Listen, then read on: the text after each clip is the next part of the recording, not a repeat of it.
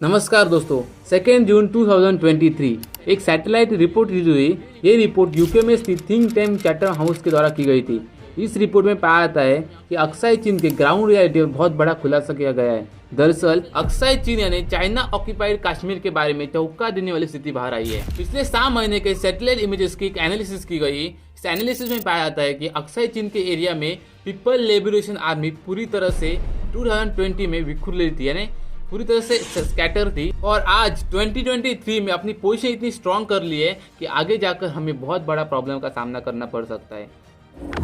ये डेवलप किया हुआ एरिया लद्दाख की राजधानी लेह से सिर्फ 400 किलोमीटर ही दूर है और ये बिल्कुल सीधी रेखा में तैयार किया हुआ है। और देखा जाए तो इस एरिया में बड़े स्तर पर तेजी से इंफ्रास्ट्रक्चर डेवलपमेंट कर रहा है।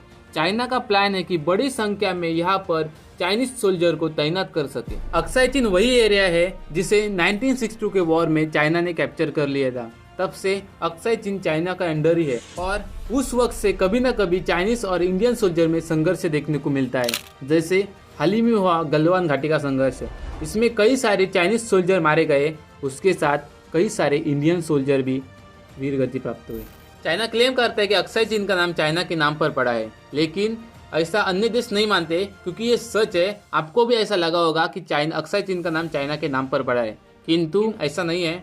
दरअसल अक्साई चीन में सफेद कलर के पत्थर मौजूद है और यहाँ मौसम के दिनों में कुछ क्वांटिटी में बर्फ गिरता है। इसी वजह से ये एरिया सफेद वीरान घाटी जैसा दिखता है। इसीलिए उइगुर भाषा बोलने वाले तुर्की लोगों ने ये नाम दिया है।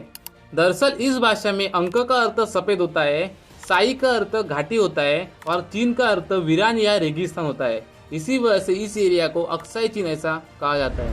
ये क्षेत्रफल लगभग 37,244 वर्ग किलोमीटर है और ये समुद्र सपाटी से 5,000 मीटर ऊंचाई पर है। ये पूरी तरह से बंजर भूमि है, रेगिस्तान जैसी, क्योंकि यहाँ तक बारिश के बादल पहुंच ही नहीं पाते पहाड़ों के कारण। लेकिन फिर भी ये 38,000 वर्ग किलोमीटर का एरिया इंडिया और चाइना के लिए स्ट्रेटेजिकली बहुत इंपॉर्टेंट है, क्योंकि ये एरिया मेनलैंड इंडिया से बहुत ही नज़दीक है और वॉर सिचुएशन में चाइना को इंडिया में घुसने के लिए बहुत ही आसान रास्ता है। और अक्साई चीन 5,000 किलोमीटर के ऊंचाई पर होने के कारण यहाँ से चाइना इंडिया के ऑपरेशन के साथ सेंट्रल एशिया पर भी नजर रख सकता है। यानी ऊंचाई पर होने के कारण यहाँ से किसी भी देश पर अटैक करना बहुत ही आसान है। और चाइना की सिंगजान प्रोविंस से तिब्बत जाने का मेजर ट्रेड रूट अक्साई चीन से होता हुआ जाता है और ये इंडिया के लिए स्ट्रेटेजिकली इसलिए इम्पोर्टेंट हो जाता है क्योंकि ये सियाचिन ग्लेशियर के काफी नजदीक है। दरअसल सियाचिन ग्लेशियर दुनिया का सबसे ऊंचा बैटलफील्ड है और ये काराकोरम दर्रे के पास पड़ता है, जो पाकिस्तान और चाइना को एक दूसरे से जोड़ता है। इसलिए अप्रैल 1984 में इंडिया ने ऑपरेशन मेघदूत करके सियाचिन को पाकिस्तान के कंट्रोल से वापस लिया था। और आज भी हमारे जवान यहाँ पर भीषण ठंड में चाइना और पाकिस्तान दोनों पर नजर रखने के लिए तैनात रहते हैं, जिनके सेफ्टी के लिए गवर्नमेंट हर रोज 5 करोड़ रुपए खर्च करती है।